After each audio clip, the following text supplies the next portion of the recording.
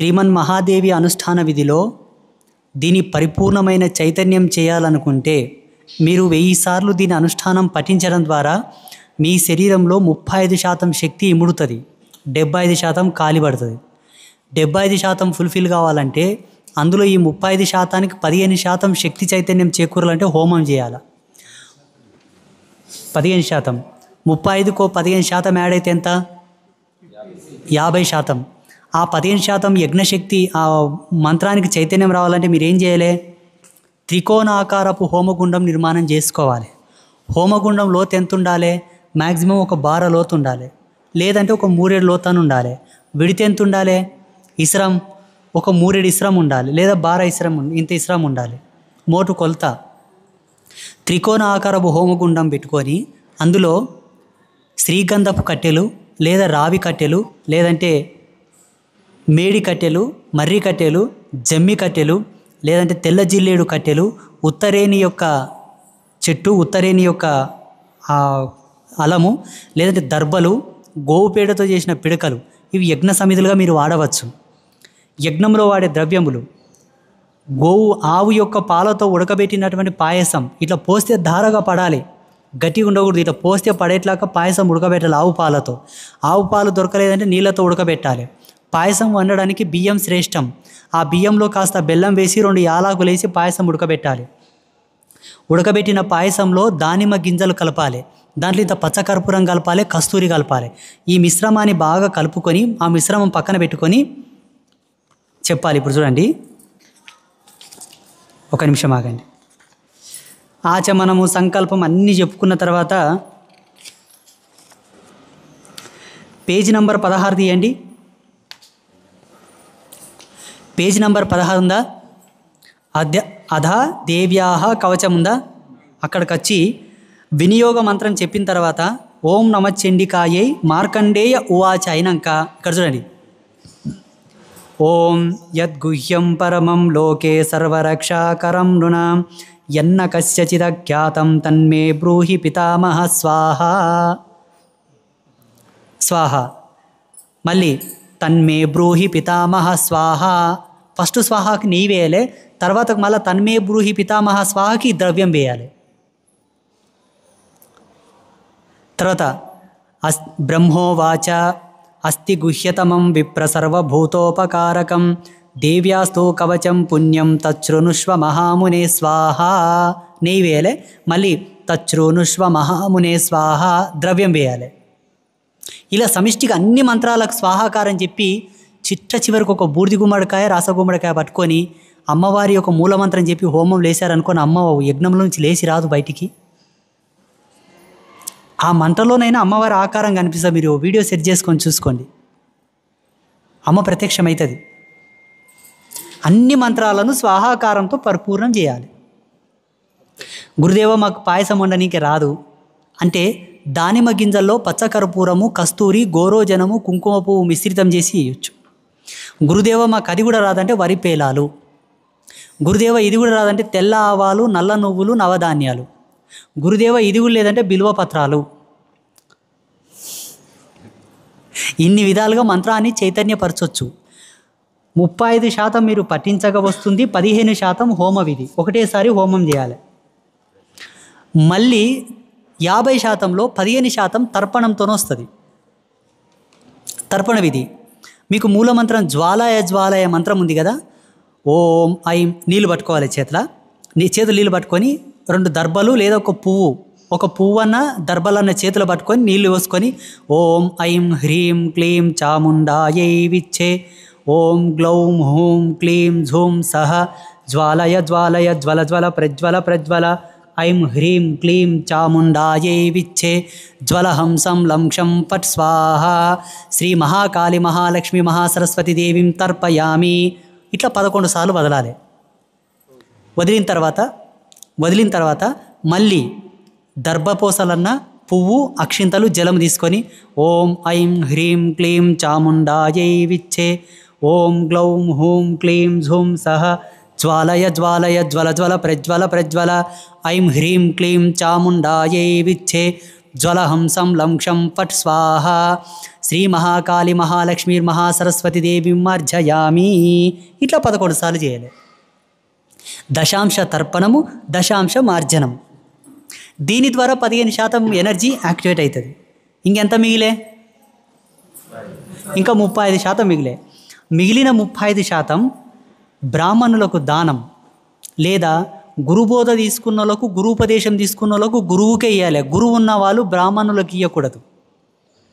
గురుబోధ తీసుకునేం, గురుపదేశం లేదంటే సద్బ్రాహ్మణులకు దానం ఇవ్వాలి. ఏమి ఇవ్వాలి? వాళ్ళకు ఒక నెల రోజులకు సరిపడే సరుకులు, బియ్యము, పప్పు, నూనె, అందులో ఉప్పు పెట్టకూడదు, చింతపండు పెట్టకూడదు. తిండి వంట సరుకుల్లో ఉప్పు, చింతపండు పెట్టకూడదు. మిగతా అన్ని సరుకులు పెట్టవచ్చు. వాళ్ళకు వస్త్రం, పండ్లు, పూలు, ఒక గంధపు చెక్క, పచ్చకర్పూరము, కస్తూరి పెట్టి మీరు తీసుకున్న మంత్రాన్ని 3 సార్లు పఠించి బ్రాహ్మణునికి దానం ఇచ్చి ఆశీర్వాదం తీసుకోవాలి. ఇంకొక 15% యాడ్ అయ్యాయి. ఇంకెంత మిగిలే? ఇంకా 15%. ఆ 15% నదీ స్నానానికి వెళ్ళి నదిలో స్నానం ఆచరించుకొని బొడ్డు సగం నీళ్ళలో మునగాలి, సగం తేలాలి. ఇది మగవాళ్ళకి, ఆడవాళ్ళకి ఇది లేదు. మళ్ళా ఆడవాళ్ళు నది స్నానం చేసుకొని శుచి వస్త్రములు కట్టుకొని నదీ తీరంలో కూర్చొని చేసుకోవచ్చు. అలా బొడ్డు సగం మునిగి సగం తేలుతున్నగా నిలబడి మృగి ముద్ర, లేదా జ్ఞానముద్ర, ప్రాణముద్ర, యోని ముద్ర, ఏదో ఒక ముద్ర పట్టుకొని 11 సార్లు మూలమంత్రాన్ని పఠించాలి. 11 సార్లు ఆచమనం చేయాలి. 11 సార్లు మూలమంత్రం చేత నీళ్ళు గంగార్పణం చేసి నమస్కారం పెట్టి పైకి వచ్చి ఒక కొబ్బరికాయ కొట్టి పసుపు కుంకుమలు గంగా భవానికి వేసి నమస్కారం పెట్టుకొని వచ్చేస్తే ఆ 15% కూడా యాడ్ అయిపోతుంది.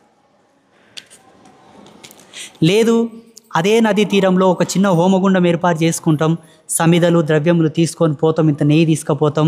ఆడ స్నానం ఆచరించి కంప్లీట్గా అనుష్ఠానం అంతా చేసి ఓ 10 ఆహుతులు ఇచ్చి 10 తర్పణాలు, 10 మార్జనాలు చేసుకొని నదీ స్నానం చేసి నదిలో ఒక 108 సార్లు జపం చేస్తా అంటే అద్వితీయమైన చైతన్యవంతుడు అవుతాడు సాధకుడు. ఇవన్నీ అయిన తర్వాత చివరికి మిగిలింది ఏంది? 100 అయిపోయాయి. ఈ 100%లో కూడా ఎక్కడన్నా మిస్టేక్ అయిపోయి చిన్న చిన్న దోషాలుంటే మీకు దీక్షను నొసంగినటువంటి గురుపాదముల చెంతకు వచ్చి ఆయన పాద నమస్కారం చేసుకొని ఆయన ముందు ఒక్కసారి మంత్రపఠనం చేస్తే మీరు పఠించినది ఆయన వింటే ఆటోమేటిక్గా మీ జీవ చైతన్యం లోపల మంత్రశక్తి ఇమిడిపోతుంది. ఇంకా దాన్ని ఎవడు ఛేదించలేడు, తీయలేడు బయటికి. ఇది సంపూర్ణ మంత్ర వశీకరణ పద్ధతి.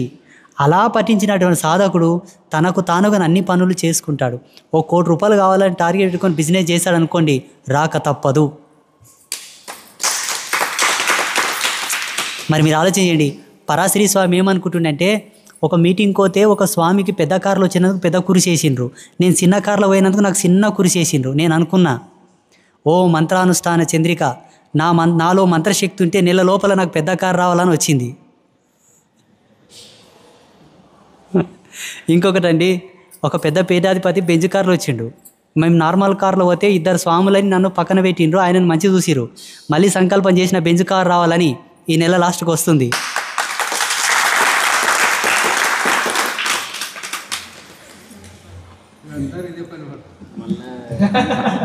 మంత్రం ఎందుకు పుట్టింది? మళ్ళీ పేయి బలిసి పుట్టింది అనుకున్నావా? ఋషులు ఎందుకు మంత్రాలను దృష్టించాల్సి వచ్చింది? కాలం భయానకం. కాలమర్మాన్ని కనిపెట్టినవాడు ఒక్క కాలుడు మాత్రమే, శివునికి తప్ప ఈ కాలమర్మం ఎవరు తెలియదు. కాలమనే ఈ చదరంగం లోపల బ్రహ్మాదులే సతమతమైపోయినరు. ఈ కాలం గుట్టు కనిపెట్టడం మన సాధ్యం కాదు. కాబట్టి కాలాన్ని మన ఆధీనంలో తెచ్చుకొని మనం స్వతంత్రంగా నడుచుకోవడానికే మంత్రాలను దర్శించి ఇవ్వాల్సి వచ్చింది మనకు. ఎందుకు వచ్చినాయి మంత్రాలన్నీ? సునాయాసంగా చేసుకోవాలనుకుంటే వన్ మోరల్ సపోర్ట్ కావాలి, అంతేనే కదా. ఇప్పుడు ఆయన అంత వృద్ధాప్యంలో ఉన్నాడు, ఎంత యాక్టివ్గా ఉన్నాడు ఆయన. నిన్న మన ఇంటకు అంత దూరం నదికి వచ్చి అంత దూరం మన ఇంట నడిచి వస్తున్నాడు ఆయన. నేను పరిచయం అయిపోయినా అసలు. ఆయనలో మంత్రచేతస్సు ఉన్నది. వారు పూర్వం ఒక గురువు చేత మంత్రం పొంది ఉన్నారు. చండీ కవచాన్ని చాలా మంచి చదువుతారు వారు, చాలా బాగా చదువుతున్నారు.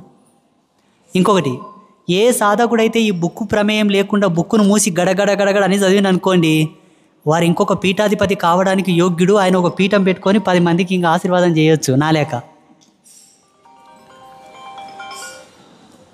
అవునండి, తొందరగా పఠించండి, తుంకిమేటలో కట్టేద్దాం ఒకటి.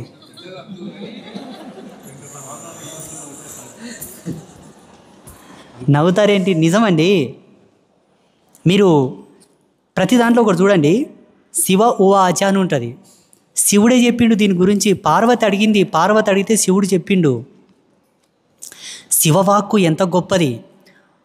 కోట్ల బ్రహ్మవాక్కులతో ఒక శివవాక్కు సమానం అండి. కోట్ల మంది బ్రహ్మల యొక్క వాక్కు ఒక్క శివవాక్కుకు సమానం కాదు కూడా. ఇంకా అటువంటి శివుడే దీనికి ఆదేశం ఇచ్చిందంటే మనకేం తక్కువ? శివుడే గురువు అయిండు దీనికి. అర్థమవుతుందా? బ్రహ్మ ఉన్నాడు ఒక దాంట్లో, బ్రహ్మ ఋషి, విష్ణు ఋషి, శివ ఋషి, త్రిమూర్తులే ఋషులై మనకి ఇది అందించారు. దేవి తత్వాన్ని అందించారు, భగవతి మూలాన్ని అందించారు మనకు. ఇంతకంటే గొప్పది ఉంటుందని మనం అనుకోవాలనా? చెప్పండి. అందుకే భక్తితో శ్రద్ధతో పఠించండి. ఒక ½ అన్ అవర్ మీ అందరికి బ్రేక్. ½ అన్ అవర్ తర్వాత మళ్ళీ రారి. అప్పుడు నాకు ఒకటి ఇక్కడ ఏర్పాటు చేయండి, అప్పుడు తెల్లగొంగడి మీద అక్షింతలు అంతా ఏర్పాటు చేయండి. నేను కూడా క్రమం చేస్తా, మీరందరూ కూడా చేతురు.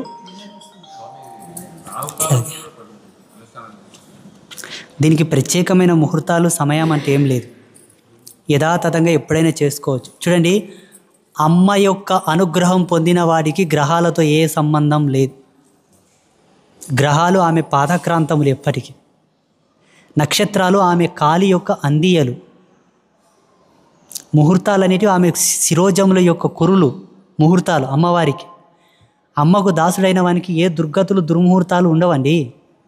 ఆయన కాలు పెట్టిందే సుముహూర్తం అంతే, ఆయన పట్టుకున్నదే బంగారు.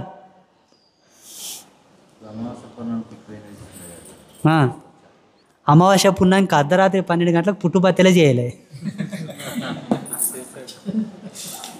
ఏం పిచ్చి మాలోకం! ఎప్పుడన్నా చేసుకోండి. అట్లని అందరూ అమావాస్య పున్నానికి చేరి మధ్యలో మడతా పెట్టరు. ఇక అన్నీ ఏం ఎక్కువ లేదు తక్కువ లేదు, ఒక క్రమం ప్రకారంగా చేయండి.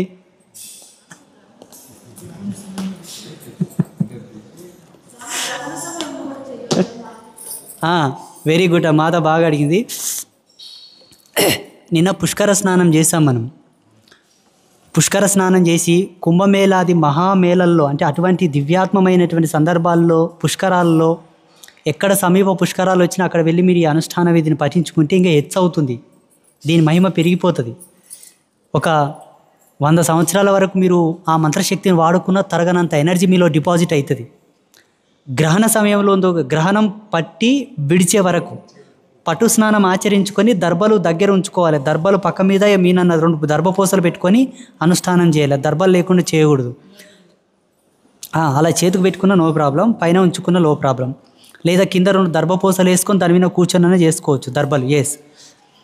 గ్రహణం పట్టినప్పటి నుంచి విడిచే మధ్య లోపల సంపూర్ణ అనుష్ఠానం చేసి ఒక 10 ఆవుతులు హోమం చేసి 10 తర్పణం 10 మార్జనం చేసుకొని దండం పెట్టుకుంటే ఆయన 365 రోజులు సంవత్సరం పాటు అనుష్ఠానం చేయకపోయినా ఎనర్జీ బాడీలో డిపాజిట్ అవుతుంది.